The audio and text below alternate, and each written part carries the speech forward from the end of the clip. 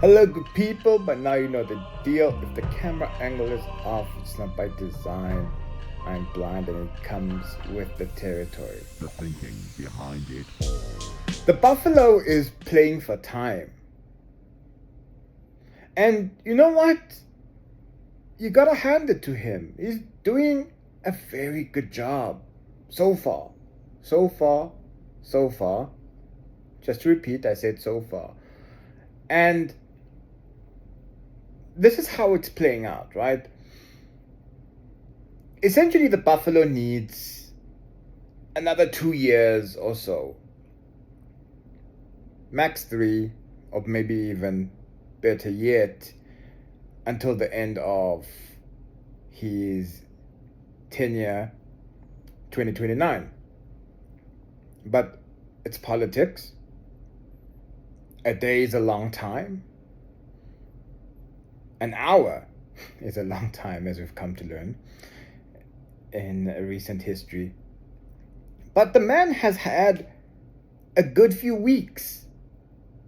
And when you look at the bigger picture in terms of how it's shaping up, you can tell that President Cyril Ramaphosa, in terms of his political position, he's in a good place. He's certainly in a better position than what he was a couple of years ago. Okay, so let's look at some of these things, right? We all aware of this ridiculous, pathetic argument about a value-added tax, right? 1%, 2%, 0.5% split over 2 years, blah, blah, blah, blah, blah. All of that, right? But this man has pivoted, has taken this debate, and has managed to create some type of imaginary conflict between him and the Democratic Alliance. Right? And how do they do this? They drip information into the media space about, oh my word, there's a bit of turmoil. People, you gotta watch out. Maybe this GNU thing is gonna break down. Maybe things are not gonna work out. And yeah, maybe things are not going to work out as we've seen them. But we are still going to have the neoliberal posture of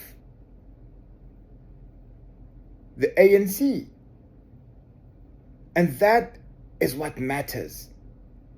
It's not the design. That is not what this grand coalition is about. It's not about the faces. It's about what underpins it. And what it stands for currently is definitely neoliberal economics, as dire as they may be. But why? Is because, as we've opined, particularly in the last year or so, a great deal has been happening in global politics. Huge movements, right? And the pinnacle of these moves has been the election of President Donald Trump in the United States. Now, of course, true to form, President Trump is rupturing politics. I don't know why people are still surprised by this. It's preposterous, to be honest, that people are alarmed and can't believe that this man is going to do what he needs to do for his people, right? So, consequently, South Africa, in terms of the globalist agenda, becomes even more important to the EU, the European Union, and some Asian countries. And that then elevates the importance of President Ramaphosa. But that does not say or mean that he is now the sole individual that matters in this equation, because in the background, and to a large extent, the other players have also been elevated, right? It's a multipolar world, as we know, that is being constructed here, right? The US is just simply trying to fight for a position at the table. After the Biden presidency pretty much put it at the very bottom, where it had to scrounge for crumbs, for all intents and purposes. But now, what I surmise is that through these tariff wars, Trump is simply trying to renegotiate the US position so that it can at least have a stake in this multipolar world. That's my simplistic view on this. Of course, we can have a further breakdown about tariffs and economics and all these type of things. And yeah, there's a lot to be said about that. But at the end of it all, America needs to find itself in a position where it has some semblance of power and saves face to an extent. And we will see how this plays out over the next several months. Now, back to the GNU story and what I deem to be the successes of late in relation to the Ramaphosa faction in the ANC and in government. They have created a scenario where the Democratic Alliance is supposedly displeased with value-added tax, and media journalists in the news are trying to depict it as a pro-poor stance. It's not really a pro-poor stance. It's all about business, right? It's about how their clientele is mainly going to be affected by this move. Be that as it may, in terms of the politics, it then leads to this showdown, right, where there's this vote where the DA now takes a position contrary to that of government, a government that it's in. But then, what does the Ramaphosa faction do? They go to Rise Mzansi. They go to BOSA. And they go to ActionSA. In essence, what are those? Those are the black DA. That's what it is. And particularly ActionSA, BOSA as well, they are babies of the DA. They're born out of that. They believe in that philosophy. Right? Their squabbles within the DA was mainly about having to listen to Mrs. and Pass. It was never really about, oh no, this capitalism is so bad for the people. No. It was never about that. Right? They just wanted to posture as Boss and Mrs. They wanted to sit on the same seat that Madam and Mr. sits on, and still have the same prism through which they look at the people of South Africa. And now we find ourselves in a position where the Ramaphosa faction can co-opt these individuals into the Grand Coalition. And what happens then? The knock-on effect is that it dispels this notion of ANC being a sellout organization. You can just imagine what Fikile Fopha Mbalula will be screaming next. What he will be shouting to South Africans at large and the membership of the ANC. They say we are sellouts. but we're not sellouts. uRamaphosa uyilungisile indaba ye-GNU. Buyani ekhaya. Right? And look, I won't lie. It's an interesting strategy. In the sense that racism in South Africa is really understood. I'm talking about mainstream now, society, superficially. It's basically thought of as color. That's the be-all and end-all of racism. There's never really a deep dive about the intricacies of racism, its depth, how it manifests, how it has entrenched itself within structures of society, how it is systematic, permeating laws and policies, economics. No. Right? Those are often afterthoughts, and those are discussions that are held by a certain section of society. And it's ever more difficult to advance these discussion points in mainstream society, right? Your radio stations, TV stations, those shows, you can't necessarily discuss the nuance of racism.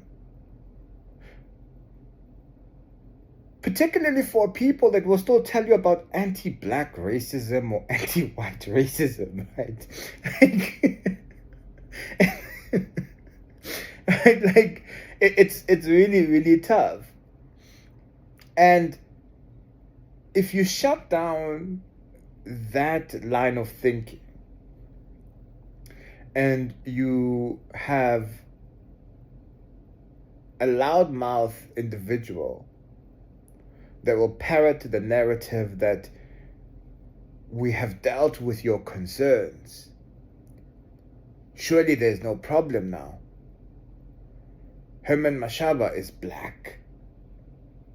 Muhi Mai is black. So on and so forth. Then how do you counter that? How does the MK, EFF, and other progressives deal with that, knowing very well that even they are flawed at times in their unpacking of these issues, right? These are considered, and wrongly so, to be too abstract, too theoretical. And so you can't then embed this type of thinking within mainstream society. It then leaves everyday politics as business of the day, right? All of a sudden, now commentators have to work a little bit harder.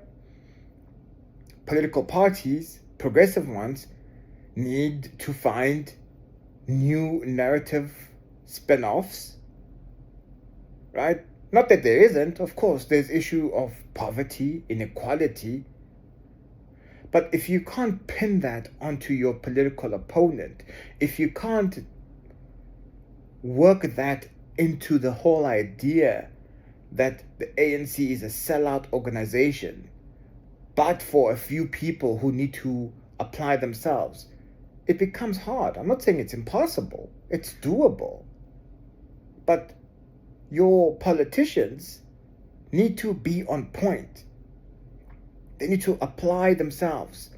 They need to be acutely aware of each and everything. They need to be able to connect ideas and events in interviews whenever they called on to opine on issues to the sellout aspect.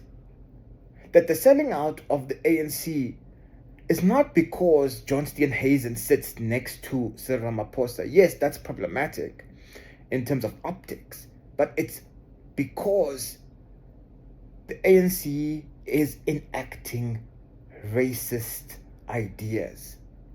The ideas that our forefathers, as the black nation, fought against. The ideas that led to us being landless and displaced and dispossessed. And so it's going to take some time to pivot for these players, right? And that's all that the Ramaphosa camp actually needs in this equation. He needs time to be able to finish off his agenda. They've already done this whole thing of talking about privatization as public partnership or public-private partnerships, PPPs. This is in relation to energy. It's in relation to sacking people in various companies. Like, there's chaos, people, chaos happening. And the sad thing is, we kind of silent on these things, right? We are more distracted by messages from Donald Trump and what that presidency is saying about South Africa, right? And people are quite excitable about that. Why? Because it's something that they can latch onto and think of as, no, sure, this is a problem indeed. Donald Trump is trying you're racist, man. You're cis. But no, it doesn't really matter, right? Donald Trump as the president of America is simply just a byproduct of that system. That's what it is. And you gotta understand Donald Trump as the president of America for what he is, right? At the heart of it, he's actually a deal maker. He's a transactional politician. And I know this point has been made over and over again, but that's where the discussion point in relation to that point or aspect should be. So it's going to be interesting. And I want to see what effect this then has on the NGC. That still needs to happen, right? Yes, there's some sentiments within the ANC and they're growing that, I'm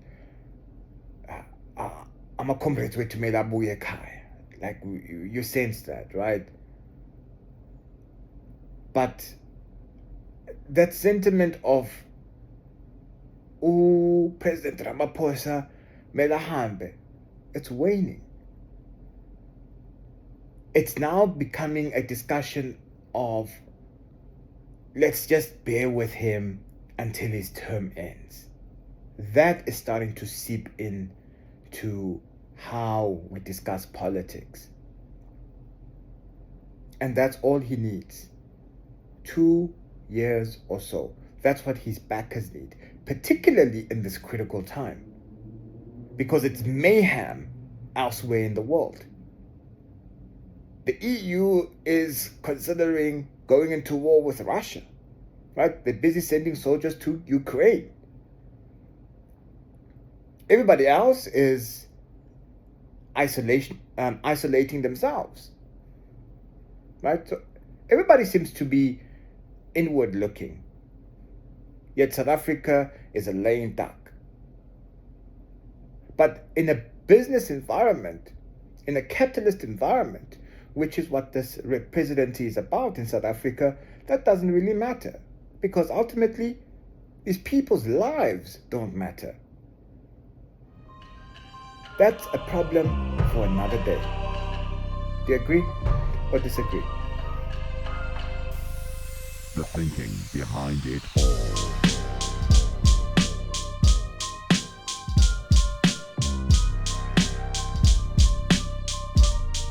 The thinking behind